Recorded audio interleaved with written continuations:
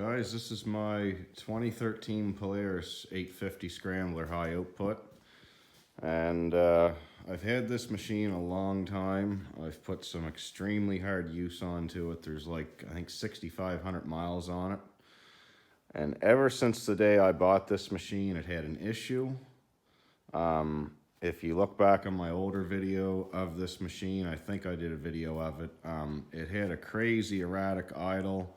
The engine light would be on, it would be in limp mode. The thing just did not want to work.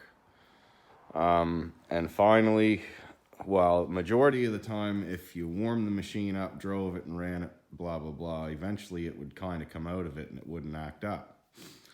But this last going off, it's just been horrible.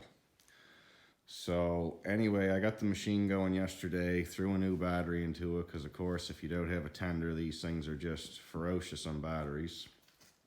But again, I use it for plowing. I got a trailer hooked to it right now. I use it to haul wood around. It's a good little workhorse, even though it's a performance machine. But this throttle thing was driving me crazy in this limp mode, and every time you start it, you go through the same old BS. And I finally cured it. I didn't buy any parts. I just finally figured out what it was. I've been here messing with this machine all morning, gearing my plow up. I switched the way the brackets are in the frame. But regardless, at the end of the day, when I got it running, I ended up going in here and I put a shim in this so these contacts cannot touch. And that doesn't seem like a proper fix, but anyway, I thought I had trouble in my harness, because every time I would wiggle stuff around, it would kind of, the engine light would flicker with me wiggling stuff, it seemed. But after a whole bunch of messing around, and sometimes, like I say, if you had it revving, it would be fine until you let off. So I ended up starting it with my hand partially on the throttle, with this box open, with the contacts open, and as long as I held that they weren't connecting, the bike worked great. As soon as I backed off, boom, I'd have trouble. So what I did was I just stuck a little piece of plastic in there so them buggers can't hit, and look at this gear. Hit the key. Starts way better, idling way better, and no engine.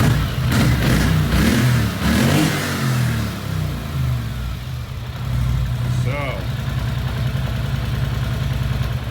if you guys have a Polaris that's going crazy at idle, open this box out and just try that little trick. Because I will tell you, I had this machine a long time, and I've had that box open before, but I just didn't actually dedicate my patience to it and whatnot. And the scanner wasn't really telling me any information there, so unfortunately, this was how I figured it out, but I am so glad that I did. And now I don't gotta listen to this machine idle like a bag of crap anymore. So thanks for watching, guys. Please subscribe. And we're here in Steve's shop just because he's close and down the road, so I figured I'd throw it in here and do the work here this morning. So anyway, that is how I fixed my Scrambler idling problem. Hopefully you guys are still watching. I just wanted to throw it in there. You're going to notice, if you're a tech especially, when I took this apart, the springs were missing inside the unit, and everybody's going to comment and say that was a problem.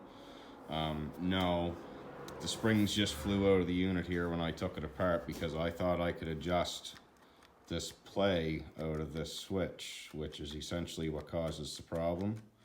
But there is no adjustment there to be had, so when I took it apart and tried to adjustment, the springs went flying, and it works, it doesn't stick, so that's what it's getting, boys and girls. But when you take yours apart, do not take that screw off thinking you can adjust it. Just gear up something that those contacts can't connect.